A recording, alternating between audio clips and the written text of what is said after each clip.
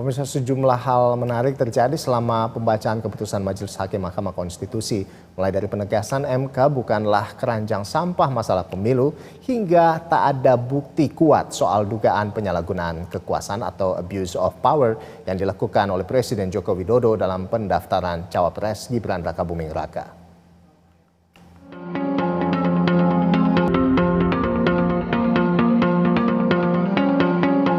Babak akhir sengketa Pilpres 2024 tersaji di gedung Mahkamah Konstitusi. Setelah melalui proses sidang hingga rapat permusyawaratan hakim, Majelis Hakim Mahkamah Konstitusi memutus perkara sengketa Pilpres 2024 yang diajukan kubu 01 Anies Mohaimin dan kubu 03 Ganjar Mahfud. Selama pembacaan putusan, terdapat sejumlah pandangan menarik. Salah satunya yang disampaikan Wakil Ketua Mahkamah Konstitusi Saldi Isra, yang menegaskan MK bukanlah keranjang sampah tempat menyelesaikan berbagai permasalahan pemilu. Saldi juga menyoroti peran lembaga lain seperti DPR dalam memperbaiki sistem pemilu. Terlepas dari pendirian di atas, Mahkamah perlu menegaskan sebagai lembaga yang memiliki kewenangan konstitusional untuk memutus perselisihan tentang hasil pemilihan umum sebagaimana termaktub dalam pasal 24C ayat 1 Undang-Undang Dasar 1945, sebenarnya tidak tepat dan tidak pada tempatnya apabila mahkamah dijadikan tumpuan untuk menyelesaikan semua masalah yang terjadi selama penyelenggaraan tahapan pemilu.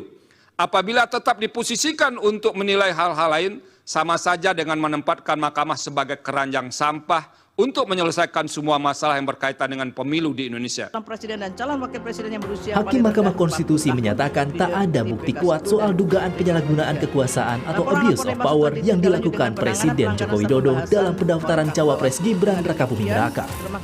Dengan dalil pemohon aku, menurut Mahkamah adanya putusan MK nomor 2 tahun 2023 yang menyatakan adanya pelanggaran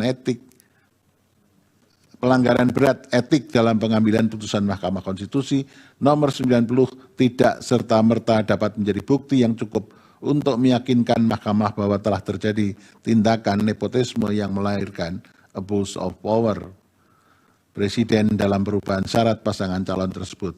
Terlebih, kesimpulan putusan MK nomor 2 tahun 2023 itu sendiri yang kemudian dikutip dalam putusan Mahkamah nomor 141 tahun 2023 antara lain telah menegaskan MK tidak berwenang membatalkan keberlakuan putusan Mahkamah Konstitusi. Puncaknya saat Ketua Majelis Hakim MK memutuskan menolak seluruh gugatan yang diajukan kubu 01 Anies Mohaimin dan kubu 03 Ganjar Mahfud. Meski terdapat 3 hakim yang memiliki pandangan berbeda atau dissenting opinion, secara final Majelis Hakim Mahkamah Konstitusi memutuskan seluruh gugatan Pilpres ditolak. Terima kasih, selamat Tim Liputan BTV.